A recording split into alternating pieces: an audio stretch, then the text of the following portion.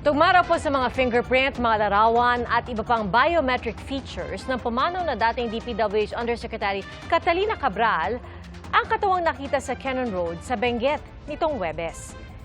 Sinisiyasat naman ng PNP at ng NBI ang CCTV video sa hotel kung saan huling tumuloy si Cabral bago po siya namatay.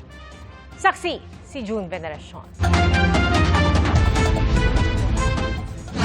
Mag-aalauna ng hapon ng Huwebes, makikita sa kuha ng CCTV si dating DPWH Undersecretary Maria Catalina Cabral na naglalakad papasok ng driveway ng Ion Hotel sa Baguio City. Makalipas ang 5 minuto, dumating ang kanyang SUV na minamaneho ng kanyang driver. Nakuna ng CCTV ang pag-check-in nila sa hotel. Bandang 1:10 ng hapon, inihatid ng driver si Cabral sa suite nito sa 4th floor. 1:20 ng hapon, pumasok ang driver sa kanyang kwarto. Sa susunod na video nakuha 2:47 ng hapon. Kumatok saka pumasok si Cabral sa kwarto ng driver. Saka sila makukunan ng magkasunod na lalabas. Makalipas ang ilang minuto, umalis ang SUV na pinaniniwala ang dumiretso noon sa Cannon Road bago mag-alas 3 ng hapon. Ang mga kuhang ito ng CCTV, hawak na ng mga investigador matapos isilbi ng PNP at NBI ang subpoena sa hotel. Eksklusibo itong nakuna ng GMA Integrated News. Pero hindi na ipinakita ang ibang nilalaman ng mga CCTV dahil kasama ang mga ito sa malalimang investigasyon ng NBI at PNP.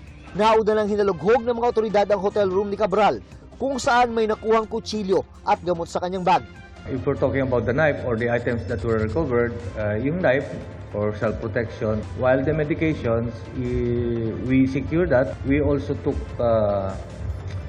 tissues so that we can study if these medications were used. Ayon sa PNP, lumabas sa laboratory test na positibo si Cabral sa isang uri ng antidepressant drug. Sabi ni Interior Secretary John Vic Rimulya, pwede nang alisin ang anggulong foul play base sa mga ebidensya.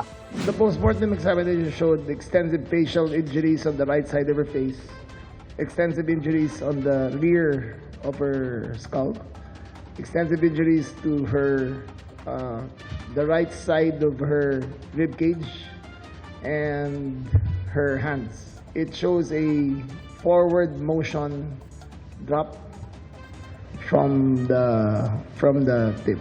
Gayunman, kailangan isailalim sa digital forensics ang cellphone ni Cabral. Kaya nag-apply na ng search warrant ang PNP sa korte para makuha ito. What we have to determine is whether, number one, there were threats to her life. Number two, if there were any conversations she had prior to the event. Number three, if there were still transactions pending.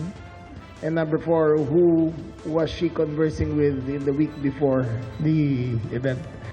Absuelto na rin daw sa ngayon ang driver ni Cabral. To our investigation so far, we see no conclusive links with him and the fall of Yusek Cabral. Lumabas din daw sa pagsusuri sa biometric features si Cabral. Nakatawan niya talaga ang natagpuan sa bangin sa Cannon Road. Ayon kay Rimulya, malapit ito sa isang overpriced rock netting project na base sa investigasyon ay sasabit din ng dating DPWH official. The fingerprints match, her pictures match.